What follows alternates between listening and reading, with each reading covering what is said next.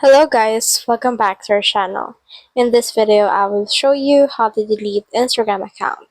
If you haven't subscribed yet, make sure to subscribe. In order to delete your account, head over right here to your profile icon on the bottom. And then from in there, click on these three lines right here.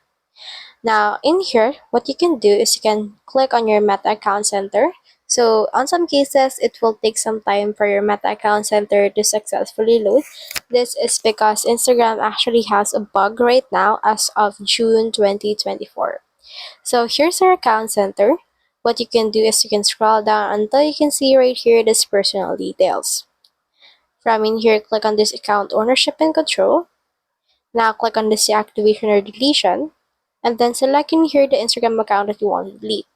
For example, for me, I'll head over and then delete this one. Then click on this delete account.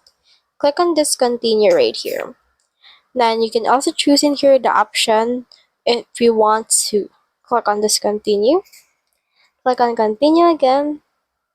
And then once you have done that, head over and click on continue right there. Once you have continued that, head over and then make sure to get the actual confirmation code sent to this particular email in order to successfully delete your Instagram account. So that's the whole process.